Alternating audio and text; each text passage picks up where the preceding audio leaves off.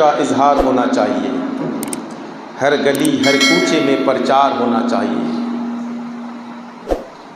عشق ہے تو عشق کا اظہار ہونا چاہیے، ہر گلی ہر کوچے میں پرچار ہونا چاہیے۔ جان ہے عشق مصطفیٰ روز فضو کرے خدا، جس کو ہو درد کا مزہ ناز دوا اٹھائے کیوں۔ حضرات محترم، قرآن مقدسہ کی ایک بہت لمبی آیت کریمہ میں نے تلاوت کی ہے، اور اس چیز کے تعلق سے میں آپ کے سامنے مختصراً ذکر کروں گا کہ عشق کیا ہوا کرتا ہے، محبت کیا ہوتی ہے۔ عشق و محبت کی اگر ہم بات کریں کہ سب سے زیادہ کس سے محبت ہونی چاہیے، کس سے الفت ہونی چاہیے، میرے سرکار دو عالم صلی اللہ تعالی علیہ وسلم ارشاد فرماتے ہیں، لا یؤمن احدکم حتی اکون احب الی من ولدہ و والدہ والناس اجمعین۔ تم میں سے اس وقت تک کوئی مومن کامل ہو نہیں سکتا جب تک میری محبت اس کے دل میں اس کے ماں باپ اور اس کے اولاد سے زیادہ نہ ہو جائے۔ میری محبت یعنی پتہ یہ چلا کہ دنیا دار سے محبت، دنیا والوں سے محبت، دنیا سے محبت ایک محدود وقت کے لیے ہوا کرتا ہے۔ ماں باپ سے محبت ہے، ضروری ہے، میرے سرکار فرماتے ہیں کہ ماں کے قدموں کے نیچے جنت ہے، باپ جنت کا دروازہ ہے، ماں باپ سے محبت ہوتی ہے، لیکن ایک محدود وقت تک ہوتا ہے کہ جب تک دنیا میں ہے ماں باپ سے محبت ہے، اولاد سے محبت ہے، اپنے رشتہ داروں سے محبت ہے، مال جال سے محبت ہے، لیکن جو ہی یہ دنیا چھوڑا نا، یہ محبت ختم۔ لیکن میرے سرکار دو عالم صلی اللہ تعالی علیہ وسلم کی محبت، یہ محبت دنیا میں بھی ہے اور آخرت میں بھی ہے، قبر کی منازل میں ہے، میدان محشر میں بھی ہے، اور انشاءاللہ جنت میں جانے کے بعد بھی ہے۔ آپ سوچیں گے یار جنت میں جانے کے بعد یہ کیسی محبت ہے؟ جنت میں چلے گئے، سب اپنی اپنی جگہ پہنچ چکے، پھر معاملات کیا ہے؟ کہا کہ جنتیوں کو ایک اور وعدہ کرایا گیا ہے، اور کیسا وعدہ ہے کہ دنیا میں جب تک ہیں، دنیا میں جب تک رہے سرکار کا دیدار نہ کر سکا، قبر میں جانے کے بعد سرکار کا دیدار ہوگا۔ اب تو پھولے نہ سمائیں گے کفن میں اے آسی، ہے شب گور اس گل سے ملاقات کی رات۔ قبر میں جائیں گے تو سرکار سے ملاقات، لیکن ایک وعدہ جنتیوں کے لیے یہ بھی کر دیا گیا ہے، ایک وعدہ جنتیوں کے لیے یہ بھی ہے کہ جو جنتی ہوگا اس کو رب کا دیدار نصیب ہوگا، جو جنت میں جائے گا اس کو پروردگار کی زیارت نصیب ہوگی۔ اب کس کے اندر وہ پاور ہے کہ رب کو دیکھ سکے، کس کے اندر وہ طاقت ہے کہ رب کو دیکھ سکے؟ ہے دنیا کا کوئی انسان جو رب کو دیکھ سکے؟ حضرت انبیاء کرام میں سے حضرت موسیٰ نے تمنا کی، اللہ کے نبی ہے، جلیل القدر پیغمبر ہے، وہ ایسے پیغمبر ایسے نبی ہے، حضرت موسیٰ پیغمبر کے قرآن پاک میں سب سے زیادہ اگر کسی کے نبی کا تذکرہ ہوا ہے تو موسیٰ پیغمبر کا ہوا ہے۔ حضرت موسیٰ رب سے ڈائریکٹ بات کرتے تھے، قرآن پاک میں رب ارشاد فرماتا ہے وَكَلَّمَ اللَّهُ مُوسَىٰ تَكْلِيمًا، وہ موسیٰ علیہ السلام جو رب سے ڈائریکٹ بات کرتے تھے مگر کبھی دیکھنا نصیب نہ ہوا، ایک دن تو عرض کر ہی دیا، اے پروردگار عالم میں تجھے دیکھنا چاہتا ہوں۔ رب نے فرمایا لن ترانی، تم مجھے دیکھ نہیں سکتے۔ کہا موسیٰ، پھر پروردگار سے موسیٰ نے کہا تھا اے موسیٰ، رب پروردگار پھر تجھے دیکھے گا کون؟ رب نے ارشاد فرمایا موسیٰ نہ تیری آنکھ دیکھے نہ چشمے انبیاء دیکھے، اگر مجھے کوئی دیکھے تو نگاہ مصطفیٰ دیکھے، میرے رب کے مصطفیٰ کے علاوہ کوئی رب کو دیکھ نہیں سکتا۔ وہ موسیٰ پیغمبر تھے، جلیل القدر نبی ہونے کے بعد دیکھ نہ سکا، پھر رب تعالیٰ کو دیکھے گا کون؟ میرے نبی نے دیکھا ہے، اور میرے نبی کے غلام جو جنت میں جائیں گے رب کا دیدار نصیب ہوگا، تو ان آنکھوں میں اتنی پاور کہاں سے آئے گی؟ ان آنکھوں میں اتنی طاقت کہاں سے آئے گی؟ ان آنکھوں میں اتنی قوت کہاں سے آئے گی؟ تو میں عرض آپ کے سامنے کرتا چلوں کہ جب جنتی جنت میں جائیں گے، ادھر جھانک رہے ہوں گے ادھر تاک رہے ہوں گے، جبرائیل امی عرض کریں گے اے جنتیوں ادھر ادھر کہاں جھانک رہے ہو، ادھر ادھر کہاں تاک رہے ہو؟ کہا کہ جھانکنے کا مطلب یہ ہے کہ میں رب کی تجلی کو دیکھنا چاہتا ہوں۔ ارے رب کی تجلی کو دیکھنا چاہتے ہو، موسیٰ پیغمبر طور پہ نہ دیکھ سکا، تم کیسے دیکھو گے؟ کہا موسیٰ تھے، موسیٰ طور کے وسیلے سے نہ دیکھ پایا تھا، میں نور کے وسیلے سے دیکھوں گا۔ اور وہ نور کیا ہے؟ میرے مصطفیٰ جار رحمت صلی اللہ علیہ وسلم کا وہ غسالہ، جب سرکار کو اس دنیا سے رخصت ہوئے تھے اور وہ غسالہ جو وہ غسل دیا ہوا پانی بہ رہا تھا، حضرت جبریل امی اس ایک بوٹل کو کھولیں گے، سب کے نگاہوں میں ڈالیں گے، پردہ ہٹے گا، رب کی تجلی کا مشاہدہ ہو جائے گا، رب کی تجلی کا مشاہدہ ہو جائے گا۔ پتہ کیا چلا کہ وہاں بھی محبت مصطفیٰ ہے، حشر میں بھی محبت مصطفیٰ ہے، قبر میں بھی محبت مصطفیٰ ہے، اور دنیا میں رہنا ہے تو پھر محبت مصطفیٰ ہے۔ بغیر عشق کے کچھ ہوا نہیں کرتا ہے، عشق جب تک علل اعلان نہیں ہوتا ہے، کوئی بوذر کوئی سلمان نہیں ہوتا۔ عشق کی بات آئی ہے، محبت کی بات ہو، ایک آدمی تو جب محبت کی بات آئی تو میں آپ کے سامنے، ہم کہتے ہیں، ہم اپنے آپ کو مسلمان کہتے ہیں۔ مثال کے طور پر دکاندار کے پاس ایک آدمی سونا لے کے کھڑا ہے اور کہا میرا سونا ہے، بہت اچھا ہے، خالص سونا ہے، پیور سونا ہے، جس کو خریدنا ہے خرید لو۔ کوئی آنکھ بند کے جا کے خریدے گا نہیں، پہلے اس کو کہے گا کہ ہم ایسے نہیں خریدیں گے، اس کو خریدنے کے لیے پیسے اسے آلہ لے کے آیا جائے گا، سونار کو بلایا جائے گا، پہلے اس کو جانچ کی جائے گی کہ واقعی میں خالص ہے کہ نہیں، پیور ہے کہ نہیں ہے۔ جب وہ ہو جائے پیور تو پھر کہنے والا صحیح ہے۔ پتہ یہ چلا کہ ہر چیز ٹھوک پیٹ کے لی جاتی ہے۔ ہم اپنے آپ کو مسلمان کہتے ہیں، ہم اپنے آپ کو کہے نہ کہے ہمارا نام تو رجسٹر میں بھی درج ہے، سرکار کے یہاں بھی میرا نام مسلمان ہے، پنچایت میں بھی میرا نام مسلمان ہے، ہمارا پڑوسی بھی جانتا ہے کہ میں مسلمان ہوں، ہمارے اطراف والے جانتے ہیں کہ میں مسلمان ہوں، سب کے بارے میں جانتا ہے۔ لیکن ذرا رب سے بھی پوچھے، رب ہم کو مسلمان مانتا ہے کہ نہیں مانتا؟ اللہ کے رسول بھی ہمیں مسلمان جانتے ہیں کہ نہیں جانتے؟ ہم تو اپنے آپ کو مسلمان کہہ لیتے ہیں۔ ذرا رب کی بارگاہ میں چلو، آپ نے ایک واقعہ سنا ہوگا لیلا مجنوں کا، یا کیا کیوں نہیں سنا ہوگا؟ کیونکہ سب جانتے لیلا مجنوں کا قصہ بہت مشہور ہے، جس نے عشق میں اپنی لیلا کی یاد میں سب کچھ فنا کر دیا، جسم تک کی پرواہ نہ رہی تو وہ پھر مجنوں ہے، جو لیلا کی یاد میں اپنے آپ کو فنا کر دیا۔ آؤ میں تم کو اس واقعے کی ذکر کر دوں۔ مجنوں اتنا لیلا کے عشق میں دیوانہ ہوا، ایک دن تو دروازے پر آیا، پھٹے پرانے لباس ہے، اس کے پاس صحیح سے کپڑے بھی نہیں ہے۔ کسی نے کہا تھا او لیلا تیرا مجنوں تو دروازے پر آ چکا ہے، تیرا مجنوں تیری یاد میں اتنا فنا ہو چکا ہے کہ اس کو اپنے کپڑے کا بھی ہوش و حواس نہیں ہے، تیرے دروازے تک آ چکا ہے۔ ایک کام کر، اللہ اکبر، کیوں اپنے عاشق کو اتنا تڑپا کیوں رہی ہے؟ کہا کہ لیلا، اتنے میں کہا کہ جاؤ ایک کام کرو، تھوڑی دیر بعد دیکھا تو دروازے پر بھیڑ لگی ہوئی ہے، تو یہ کہہ رہا ہے میں مجنوں ہوں، میں مجنی ہوں۔ لیلا نے کہا تو میرا مجنوں، کہا کہ تم اپنے عاشق پر اتنا ترس کیوں نہیں کھا رہی ہے؟ اپنے عاشق کی طرف ذرا دیکھا کرو۔ لیلا نے کہا دیکھنا چاہتے ہو میرے مجنوں کو؟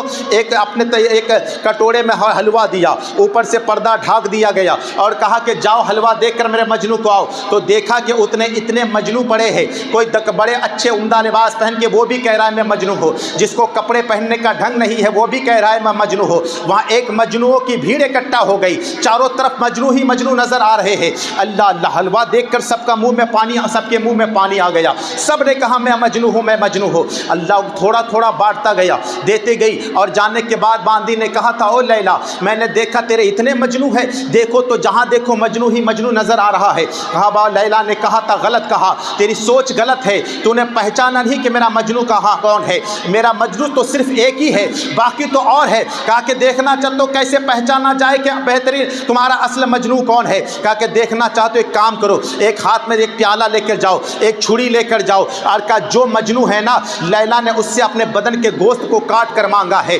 اللہ اللہ گیا، اور عورت گئی ہے، وہ باندھی گئی ہے، جا کے دیکھا اب جتنے مجنوں بنے ہوئے تھے نا، وہ سوچا کہ اب تو مٹھائی آ چکی ہے، منہ تو میٹھا ہو چکا ہے، اب لگتا ہے کہ نمکین کی باری ہے۔ اللہ اللہ کیا ہوتا؟ پھر آگے چلا، جو ہی دیکھا کہ لیلا نے دیا، ایک چھری دیا ہے، ایک کٹورا دیا ہے، اور یہ کہے کے بھیجی ہے کہ جو میرا مجنو ہے جسم کے گوشت کا کچھ قطر ٹکڑا کاٹ کر دے دے۔ جب سننا تھا دھیرے دھیرے کھسکنا شروع ہو گیا، ایک ایک کر کے رفو چکر ہونا شروع ہو گیا، سب بھاگنے لگا۔ بھاگتے بھاگتے کوئی ایک پتلا دبلا سا انسان ہے جس کا حال یہ ہے کہ جسم پر پھٹے پرانے لباس ہے، بال بکھرے ہوئے، چردے چہرے پر گرد و غبار ہے۔ جب سنا کہ لیلا کا فرمان ہوا ہے کہ جسم کے گوشت، جسم بدن سے کوئی گوشت کا ٹکڑا کاٹ کے دیا جائے، اس نے چھری لیا ہے، کبھی یہاں کاٹ کے دیا کہ پتہ نہیں لیلا کو کون سا ٹکڑا پسند ہو، کبھی جسم کا یہ ٹکڑا کاٹ کے دیا، کبھی وہ ٹکڑا کاٹ کے دیا، اور جب کٹورا بھر گیا تو کہا جا میری لیلا کو جا کر دے دے۔ باندی نے دیکھا، بے تحاشا دوڑنے لگی، اور دوڑنے کے بعد جا کے لیلا سے کہنے لگے تیرا مجنو تو واقعی مجنو ہے، تیرا دیوانہ تو واقعی دیوانہ ہے، جس نے جسم کی پرواہ تک نہیں کیا ہے، جسم کے ہر اعضاء کا گوشت کاٹ کر دے دیا۔ لیلا نے کہا میں نے کہا تھا نا میرا ایک ہی دیوانہ ہے جو میرا واقعی میں مجنو ہے، تو مجھے بلا تمثیل کہہ لینے دو۔ ہم اپنے آپ کو مسلمان تو کہہ لیتے ہیں، ہر آدمی گلی محلے میں رہنے والا مسلمان کہہ لیتا ہے، ہر جگہ مسلمان ہے، ذرا رب کی بارگاہ میں پہ تو پوچھو اے پروردگار مجھے مسلمان مانتا ہے کہ نہیں مانتا، اللہ کا رسول مجھے مسلمان مانتے کہ نہیں مانتے۔ اللہ کو لوگ آسان سمجھتے ہیں مسلمان ہونا ہے، شہادت گہے الفت پہ قدم رکھنا ہے، لوگ آسان سمجھتے ہیں مسلمان ہونا۔ اس کا مطلب یہ نہیں کہ ہم اپنے آپ کو مسلمان کہہ دیں تو مسلمان ہو جائے۔ ذرا اللہ اس کے رسول کے صحابہ کو دیکھو، صحابہ کی زندگی کا ملاحظہ کرو گے تو پتہ چلے گا، وہ صحابہ جس نے نبی کی یاد میں سب کچھ فنا کر دیا، وہ صحابہ جس کو گرم گرم ریت پر لٹایا جا رہا ہے پھر بھی نبی سے محبت کم نہیں ہے۔ آج تو 100 روپیہ اگر کوئی ہمیں دے دینا تو ہم ابھی پارٹی بدلنے کو تیار ہو جاتے ہیں۔ گلی محلے کے ابھی کسی کے طرف ہو شام کو 100 روپیہ دے دے تو ہم اس کی پارٹی چینج کر کے دوسرے کے طرف چلے جاتے ہیں۔ میرے سرکار فرماتے ہیں کہ لوگوں ایک ایسا زمانہ آئے گا نا، لوگ صبح اس حالت میں کریں گے کہ حالت ایمان میں رہے، شام ہوتے ہوتے وہ کفر کے ٹولے میں جا کے مل جائے، شام کو وہ مسلمان رہے، صبح ہوتے ہوتے کفر کے ٹولے میں جا کے مل جائے۔ آپ دیکھیں گے صبح کے وقت لوگ نعرے لگا رہے ہیں اور نبی کی عشق اور محبت کی بات کرتے ہیں، شام ہوتے ہوتے اس کا حال یہ ہے بے حال ہو جاتا ہے، پھر اس کے دل سے نبی کی عظمت ختم ہے۔ یار صرف ہمیں نماز پڑھنا ہے، روزہ رکھنا ہے، یہ کیا لے کے پڑے ہوئے مسلک اعلیٰ حضرت لے کے پڑے ہوئے ہیں، یہ کیا نبی کی محبت لے کے پڑے ہیں۔ اگر تقریر کرنا ہے تو نماز پر کیا جائے، تقریر کرنا ہے تو روزے پر کیا جائے، تقریر کرنا ہے تو حج و زکوٰۃ پر کیا جائے۔ میں نے کہا یہ فروعی چیز ہے، نماز روزہ حج و زکوٰۃ اہم تو ہے، لیکن سب سے زیادہ ایمان نبی کی محبت ہے، سب سے زیادہ اصل نبی کی محبت ہے۔ اگر یہ نبی کی محبت نہ ہو تمہارے دل میں تو کوئی عبادت قابل قبول نہیں ہے، کوئی نماز قابل قبول نہیں ہے، کوئی روزہ قابل قبول نہیں ہے۔ تو سب سے اہم عبادت کیا ہے؟ وہ نبی کی محبت ہے، نبی سے الفت ہے۔ میرے سرکار فرماتے بنی الاسلام علی خمس، اسلام کی بنیاد 5 چیزوں پر ہے، اور اس میں سے سب سے پہلا اللہ اس کے رسول کی محبت، کلمہ توحید ہے۔ اس کے بعد نماز روزہ حج و زکوٰۃ کا نمبر آیا۔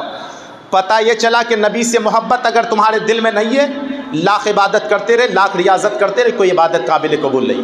تو ہم اپنے آپ کو مسلمان کہتے ہیں، لیکن نبی ہم کو مسلمان کہتے تو پھر مسلمان ہے، اللہ اس کا رسول ہمیں مسلمان کہہ دے تو پھر مسلمان ہے۔ صحابہ کی زندگی سے پوچھو، صحابہ کرام نے نبی کی خاطر اپنی جان کو قربان کر دیا۔ حضرت زید بن دسنہ رضی اللہ تعالیٰ عنہ، مکے والوں نے پکڑ لیا تھا، تختے دار پر لٹکایا جا رہا ہے نا، تو زید بن دسنہ سے ابو سفیان نے کہا تھا، ابو سفیان نے زید بن دسنہ سے کہا اے زید ایک کام کرو، کیا تو یہ پسند کرتا ہے کہ اس تختے دار پہ تیرے علاوہ تیرا نبی رہے؟ حضرت زید بن دسنہ تڑپ کے جواب دیتے ہیں اور کہتے ہیں نادان سن لے تو ایک جان ہے، اگر نبی کی یاد میں ہزاروں جانیں ملے تو ایک ایک کر کے نبی کی یاد میں قربان کر دے گا۔ محمد کی محبت دین حق کی شرط اول ہے، اسی میں ہو اگر خامی تو سب کچھ نامکمل ہے۔ حضرت خبیب کو سولی پر چڑھا دیا گیا، آخری خواہش پوچھی گئی تو کہا مصطفیٰ جان رحمت صلی اللہ تعالیٰ علیہ وسلم پر درود و سلام پڑھنے کا، سلام عرض کرنے کا۔ میں کہنا چاہتا ہوں وہ چاہتے تو اپنی پارٹی بدل سکتے تھی، جان بچانا فرض ہے، لیکن سمجھ لیں جان بچانا فرض تو ہے، لیکن کبھی کبھی وہ جان جو نبی کی محبت میں نکل جائے تو پھر وہ دنیا اور آخرت کے لیے مثال بن جایا کرتی ہے، مثال بن جایا کرتی ہے۔ حضرت خباب رضی اللہ تعالیٰ عنہ جلیل القدر صحابی رسول ہے، ایسے صحابی ہیں۔ حضرت خباب حضرت عمر ابن خطاب ہے، ایک دن حضرت خباب کے پیٹھ پر نظر پڑی تو کیا دیکھا؟ جسم میں جگہ جگہ سفید داغ ہے، جسم کے اندر پیٹھ پہ پورے سفید سفید داغ ہے۔ حضرت عمر ابن خطاب امیر المومنین ہے، عرض کرتے زید حضرت خباب سے فرماتے خباب یہ کیا حال ہے؟ فرماتے کہ اے ابو عمر امیر المومنین، جب تو تلوار لے کر ننگی تلوار لے کر مکے کی گلیوں میں گھوم رہا تھا نا، یہ کہہ کر کہ جہاں مصطفیٰ مل جائے تو گردن کردوار قربان کو تن سے جدا کر دوں، اس وقت جب تو اسلام قبول نہیں کیا تھا ہم مسلمان ہو چکے تھے، اور حال یہ تھا کہ مجھ کو مکے والوں نے اتنا ستایا تھا نا کہ تپتے ہوئے کوئلے کے اندر مجھے سیدھا لٹا دیا گیا، جسم سے اتنی چربیاں نکلی نا کہ وہ کوئلہ میری چربیوں سے بھیگ کر سوکھ گیا۔ اللہ حضرت خباب رضی اللہ تعالیٰ اتنا کہنا تھا، حضرت عمر ابن خطاب رضی اللہ تعالیٰ فرماتے خباب مجھے تیرے پیٹھ کا بوسہ لینے دے، جو نبی کی یاد میں نبی کی محبت میں اپنے آپ کو قربان کر دیا۔ حضرت زید فرماتے ہیں کہ جب میرے جسم کو تپتے ہوئے انگار پر رکھ دیا گیا نا، میں بے ہوش ہو گیا۔ جب مجھ کو ہوش آیا تو میری زبان پر اشہد ان لا الہ الا اللہ جاری تھا واشہد ان محمد عبدہ رسول۔ یہ ہے مسلمان جس نے نبی کی خاطر اپنے سب کو قربان کر دیا۔ پھر اللہ نے اس کا مقام کتنا بلند فرمایا ہے، کتنا بلند کیا۔ میرے سرکار فرماتے میرا ایک صحابی اللہ کی راہ میں ایک مٹھی بھر جو خیرات کرے، کوئی غیر صحابی ہو اگر احد پہاڑ کے برابر سونا خیرات کرے پھر بھی میرے صحابی کے مقام کو نہیں پہنچ سکتا۔ کتنا بڑا مرتبہ میرے مصطفیٰ نے دیا ہے۔ وہ صحابی کی ذات اور صحابی کی عظمت میرے سرکار فرماتے خیر القرون قرنی، سب سے بہترین زمانہ میرا زمانہ ہے۔ میرے سرکار سے محبت کیسی ہے، میرے سرکار سے الفت کیسی ہے، اللہ اللہ۔ میرے سرکار دو عالم صلی اللہ علیہ وسلم کے ایک صحابی دیہات کے رہنے والے سرکار کی بارگاہ میں حاضر ہے، عرض کرتے آقا یہ بتا دیا جائے قیامت کب آئے گی؟ میرے سرکار دو عالم ارشاد فرماتے ہو صحابی قیامت کے بارے میں پوچھنے والی یہ تو بتا قیامت کے لیے کیا تیاریاں کی ہے۔ میرے سرکار سے جب اتنا کہا نا وہ صحابہ رسول فرماتے ہیں یا رسول اللہ یا حبیب اللہ میں نے قیامت کے لیے کچھ تیاریاں نہیں کی، فقط آپ کی محبت کی تیاریاں کی ہے۔ اللہ اللہ، محمد کی محبت دین حق کی شرط اول ہے، اسی میں ہو اگر خامی تو سب کچھ نامکمل ہے۔ پھر میرے سرکار نے فرمایا تھا اعلان کر دو جو دنیا میں جس سے محبت کرتا ہے قیامت کے دن اس کا بروز حشر اسی کے ساتھ میں ہوگا۔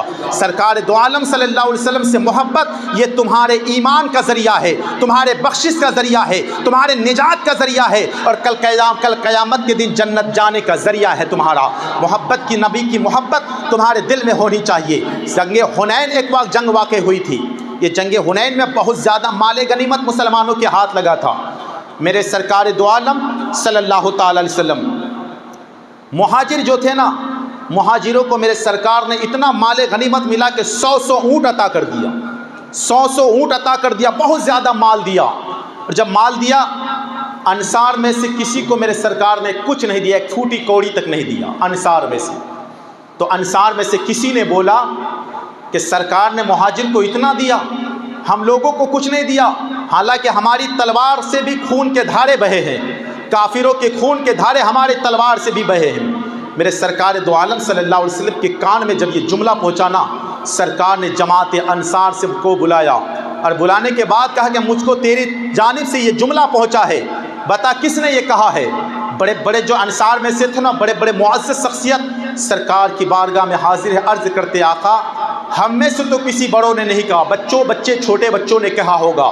سرکار دو عالم صلی اللہ علیہ وسلم فرماتے ہیں واقعی میں تمہارے ساتھ ناانصافی تو نہیں کیا، میں تم میں سے کسی کو کچھ نہیں دیا، مہاجر کو میں نے بہت زیادہ مال غنیمت دیا، سرکار آپ کی مرضی ہے۔ میرے سرکار فرماتا اچھا یہ بتا تو مال غنیمت چاہتا ہے یا مصطفیٰ کو چاہتا ہے؟ تو مال غنیمت چاہتا ہے یا مجھ کو چاہتا ہے؟ اس لیے کہ میں مہاجر کے ساتھ مکہ نہیں جانا چاہتا، انصار کے ساتھ مدینہ جانا چاہتا ہوں۔ اتنا کہنا تھا، پھر انصار کی جماعت نے کہا تھا بلبل کو پھول سما کو پھول بلبل کو پھول بس، انصار کے لیے تو اللہ کا رسول بس۔ یا رسول اللہ اب کچھ نہیں چاہیے، مصطفیٰ مل گئے تو ہم لوگ کائنات مل گئی ہے۔ یہ مصطفیٰ کی محبت ہے جس نے مال تک کی پرواہ نہیں کی، جس نے مال غنیمت تک کی پرواہ نہیں کی، جس نے کسی اور چیز کی پرواہ نہیں کی۔ پتہ یہ چلا نبی ہے تو پھر کائنات سلامت ہے، مصطفیٰ ہے تو پھر جان سلامت ہے۔ صحابہ کرام نے اپنی جانوں کو قربان کر کے اسلام کو آبیاری کے لیے اپنی جانوں کو قربان کر دیا، اسلام کی آبیاری کے لیے اپنے بچوں کو قربان کر دیا۔ وہ کیسے صحابہ کرام تھے؟ میرے سرکار دو عالم صلی اللہ علیہ وسلم فجر کا وقت ہے اور یہ رحیل کوچ کرو جنگ کے لیے چلو، یہ جب ندا پہنچی نا تو ندا پہنچی تو ایک عورت بے تحاشا ادھر ادھر ادھر جھانکنے لگی۔ وہ عورت کا حال یہ ہے کہ باپ کا بھی سایہ سر سے اٹھ چکا ہے، کسی جنگ میں باپ بھی شہید ہو چکا ہے، کسی جنگ میں بیٹا بھی شہید ہو چکا ہے، کسی جنگ میں بھائی بھی شہید ہو چکا ہے، کسی جنگ میں شوہر بھی شہید ہو چکا ہے، اب اس کے پاس کوئی نہیں ہے۔ ادھر مصطفیٰ کا اعلان ہوتا ہے چلو جنگ کے لیے چلو۔ اتنا کہنا تھا، وہ عورت کی نظر اپنے چھوٹے بچے 10 سال عمر ہے اور اپنے بیٹے پر پڑی ہے، اور جب پڑی ہے نا تو کہا کہ اپنے بیٹے کو جگایا، اے میرے بیٹے، اے میرے لال، میرے چاند، تو جانتا ہے کہ آج مصطفیٰ کا اعلان ہوا ہے، جنگ کے لیے چلو۔ دیکھ تیرے باپ کا سایہ بھی سر سے اٹھ چکا ہے، تیرے بھائی کا سایہ بھی سر سے اٹھ چکا ہے، تیرے نانا و دادا کا سایہ بھی سر سے اٹھ چکا ہے، اب میرے پاس کوئی نہیں ہے، فقط تو ہی میرا نور نظر ہے، تو ہی میرا لخت جگر ہے، لیکن میرے دل کی تمنا یہ ہے کہ تو بھی اپنے آپ کو مصطفیٰ کے قدموں پہ قربان کر دے، تو بھی اپنے آپ کو مصطفیٰ کے قدموں پہ قربان کر دے۔ اپنے بیٹے کو اچھی طرح سے تیار کیا، اچھے طرح سے کپڑے پہنایا، کپڑے پہننے کے بعد ایک چھوٹا سا تلوار ہاتھ میں دیا۔ فجر کی نماز ہوئی ہے، میرے مصطفیٰ جان رحمت نے نماز پڑھائی ہے، مسجد نبوی کے باہر صف بندی ہو گئی۔ میرے سرکار نے فرمایا جو بچے ہیں اور عورتیں ہیں اس کو ایک کنارے کر دیا جائے، جنگ میں بچے اور عورتیں نہیں جائیں گے، صرف جوان اور بوڑھے جائیں گے۔ میرے سرکار نے جب الگ کیا ہے نا تو وہ بچہ جب بچوں کی گنتی میں اس کو الگ کر دیا جاتا تھا تو وہ جوانوں کے ساتھ ملنے کے لیے پنجوں کے بل کھڑا ہو جاتا تھا، بار بار اسے الگ کیا جاتا تھا، بار بار وہ جنگ آرائی کے ساتھ صف میں کھڑا ہو جاتا تھا۔ میرے مصطفیٰ نے دیکھا جنگ کا جذبہ کو، جنگ کے جذبے کو دیکھا ہے، سرکار نے فرمایا ہے کہ اس بچے کو بھی ساتھ رکھ لیا جائے۔ اللہ اللہ، وہ جنگ کے لیے وہ بچہ چلا ہے، چند دن چند منٹ یا چند گھڑی کے بعد اس بچے کو یعنی جام شہادت نوش فرمایا ہے، مصطفیٰ کی قدموں پہ اپنی جان کو قربان کر دیا۔ ماں کو خبر پہنچی کہ تیرا بیٹا شہید ہو چکا ہے، ماں دوڑتی ہوئی چلی ہے، اس میدان تیغزار میں چلی ہے، میدان کارزار میں چلی ہے، اپنے بچے، کسی نے کہا میرا بیٹا کہاں ہے؟ کہا فلاں جگہ تیرا بیٹا پڑا ہوا ہے۔ ماں گئی ہے، اپنے بیٹے کو پلٹ پلٹ کر دیکھ رہی ہے، کبھی آگے دیکھ رہی ہے، کبھی پیچھے دیکھ رہی ہے۔ کسی نے کہا تھا او عورت، کیا اپنے بیٹے کے جسم میں روح تلاش کر رہی ہے؟ کہا نہیں، روح تلاش نہیں کر رہی ہو، بلکہ یہ دیکھ رہی ہو میرے بیٹے کا زخم پیٹھ پہ زیادہ آیا ہے کہ سینے پہ زیادہ آیا ہے۔ اگر پیٹھ پہ زیادہ آیا ہے تو کل میدان محشر میں یہ کہہ کے انکار کر دوں گی میرا بیٹا جو جنگ میدان سے بھاگ رہا تھا یہ میرا بیٹا نہیں ہے۔ اللہ اکبر! لیکن دیکھا کہ زیادہ زخم سینے پہ آیا ہوا ہے، جس نے نبی کی محبت میں سب کچھ فنا کر دیا ہے، یہ میرا بیٹا ہے۔ پتہ یہ چلا لوگوں، دنیا کی محبت دنیا تک ختم ہو جائے گی، مگر مصطفیٰ کی محبت دنیا میں بھی کام آنے والا ہے، حشر کے میدان میں بھی کام آنے والا ہے، اور جنت میں بھی کام آنے والا ہے۔ اسی لیے سب سے زیادہ اگر کچھ ہو تو نبی سے محبت ہو، سب سے زیادہ کچھ ہو تو الفت نبی سے ہو، کیونکہ یہ مہینہ مصطفیٰ جان رحمت صلی اللہ علیہ وسلم کا پسندیدہ مہینہ ہے۔ یہ مہینہ ہمارے آنکھوں سے اوجھل ہو رہا ہے، پھر رمضان کا مہینہ آئے گا، اور رمضان کے مہینے میں کیا، جتنی مزدوری اتنا انعام۔ یہ مہینہ مصطفیٰ کے صدقے سے کوئی کرے، درود شریف پڑھے مصطفیٰ کے صدقے سے، کیونکہ ہر وہ چیز ہے جو مصطفیٰ جان رحمت صلی اللہ علیہ وسلم کے صدقے سے بخشا جائے گا۔ میں نے کہا کل بروز حشر ہوگا نا، کوئی کسی کا یار نہیں ہوگا، کچھ کسی کا اعمال تو ایسے ہوں گے کہ نیکیاں ہوگی، کوئی گناہ نہیں ہوگا، اور کوئی گناہ نہیں ہوگا تو پھر اس کو کہا جائے گا تو جنت چلا جا۔ تو کہا میں جنت نہیں جاؤں گا۔ کہا کہ کیوں؟ کہا میں اپنے اعمال کے بدولت جنت نہیں جانا چاہتا، مصطفیٰ کی شفاعت کے بدولت جانا چاہتا ہوں۔ پھر کوئی گناہ لے کر آئے، پھر گناہ تلاش کرنے کے لیے بھی ایسے لوگ نکلیں گے۔ میرے سرکار سے محبت کیسی ہے؟ صحابہ کرام کی زندگی سے پوچھو، صحابہ کرام کے حسات سے پوچھو، جس نبی کی یاد میں سب کچھ فنا کر دیا۔ میں نے بلال کے بارے میں کہا بلال تپتی ہوئے ریگستان پہ سینے پہ پتھر رکھ دیا جا رہا ہے، مگر مصطفیٰ سے محبت کم نہیں ہے۔ صحابہ کرام کی زندگی کا ایک ایک پنہ الٹ کر دیکھو تو پتہ چلے گا کہ جس نے نبی کی محبت میں سب کچھ قربان کر دیا، اپنے گھر بار تک چھوڑ دیا، کوئی ایسی چیز نہیں تھی۔ بیوی بچوں کی بات آئی تو ایک کنارے کر دیا، سب سے پہلے اگر کوئی ہے تو نبی کی محبت ہے۔ اور نبی کی محبت کیا ہے؟ نبی سے الفت کیا ہے؟ آپ کہیں گے یار صرف نبی کی محبت کی بات ہوتی ہے، نبی سے الفت کی بات ہوتی ہے، اور ایک نبی سے محبت کیوں نہ کرے؟ یہ نماز ملا ہے تو مصطفیٰ کے صدقے سے ملا ہے، یہ روزہ ملا ہے تو مصطفیٰ کے صدقے سے ملا ہے، حج و زکوٰۃ ملا ہے تو مصطفیٰ کے صدقے سے ملا ہے۔ اگر نبی نہ ہوتا تو نماز کیسے پڑھتی؟ نبی نہ ہوتا تو پھر روزہ کون رکھتا؟ میرے سرکار دو عالم صلی اللہ علیہ وسلم نے ہمیں طریقہ بتایا، سلو کما رأیتمونی اصلی، نماز اس طرح پڑھو جسے مجھے پڑھتے ہوئے دیکھتے ہو۔ قرآن میں رب نے فرمایا اقیموا الصلاۃ، نماز قائم کرو، وآتوا الزکاۃ، زکوٰۃ ادا کرو، وارکعوا مع الراکعین، رکوع کرو رکوع کرنے والوں کی طرح، اتم الحج والعمرہ، حج اور عمرہ کو پورا کرو، صرف قرآن کی رہنمائی سے، قرآن کے بولنے سے کوئی نماز صحیح کر کے دکھا دے، قرآن کے بولنے سے کوئی حج و زکوٰۃ صحیح کر کے دکھا دے، پتہ یہ چلا کہ اگر قرآن نے کہا ہے نماز پڑھو تو پھر نماز قرآن نے پڑھ کے نہیں بتایا، رب نے پڑھ کے نہیں بتایا، تو پھر ہم اس ذات کو دیکھیں جس کی نماز صحیح ہے، جس کی نماز درست ہے، پھر وہ میرے مصطفیٰ جان رحمت صلی اللہ علیہ وسلم ہے، جس نے ہمیں بتایا کہ فجر میں اتنی رکعت پڑھی جائے، ظہر میں اتنی رکعت پڑھی جائے، عصر میں اتنی رکعت پڑھی جائے، مغرب میں اتنی رکعت پڑھی جائے، عشاء میں اتنی رکعت پڑھی جائے، مصطفیٰ نے بتایا ہے۔ تو پھر پتہ یہ چلا کہ اگر کوئی نماز پڑھے اور مصطفیٰ کو نہ مانے تو پھر اس کی نماز نہیں ہوا کرتی ہے۔ اسی طرح روزہ، پہلے زمانے میں روزہ کیا تھا؟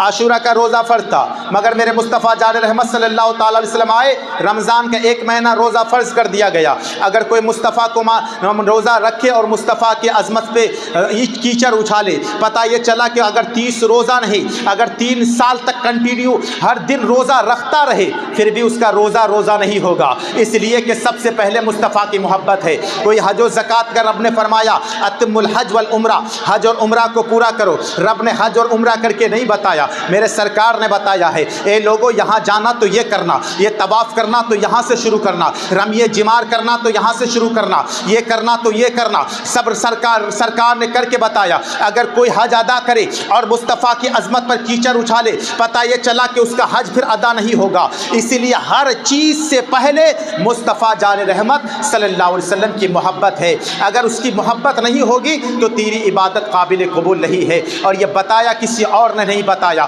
یہ بتایا ہماری اور آپ کی ماں حضرت ام حبیبہ رضی اللہ تعالیٰ عنہ، ام المومنین ہے، مسلمانوں کی ماں ہے، ابو سفیان کی بیٹی ہے، وہ ابو سفیان کی بیٹی ہے۔ ابو سفیان ابھی اسلام قبول نہیں کیا ہے، مکے کی سرزمین پر آیا ہے مصطفیٰ سے بات کرنے کے لیے، سب سے پوچھا، لیکن لوگ یہ جانتے تھے کہ ابھی اسلام قبول نہیں کیا ہے، لوگوں نے کسی نے بتایا نہیں، سوچا کوئی بتائے نہ بتائے میری بیٹی تو ضرور بتائے گی، آگے بڑھ کے گیا، جب حضرت ام حبیبہ کی نظر باپ پر پڑی تو چہرہ پھیر لیا، اس نے حضرت ابو سفیان نے دیکھا کہ باپ بیٹی ہے، بہت دن بعد آئے ہیں، لگتا ہے پہچانتی نہیں ہے، وہ دوسری راستے سے آگے بڑھ کے مصطفیٰ کے بستر پر بیٹھنا چاہتا تھا، میں اتنا چاہ ہی رہا تھا کہ حضرت ام حبیبہ نے بستر کو پلٹ دیا، تو ابو سفیان سے گوارا نہ ہوا اور عرض کرنے لگا اے میری بیٹی، کیا میں اس بستر کے قابل نہیں ہوں یا یہ بستر میرے قابل نہیں ہے؟ حضرت ام حبیبہ آپ کی ماں، ہماری ماں، تمام امت کی ماں عرض کرتی ہے اے ابو سفیان تو میرا ناپاک باپ ہے،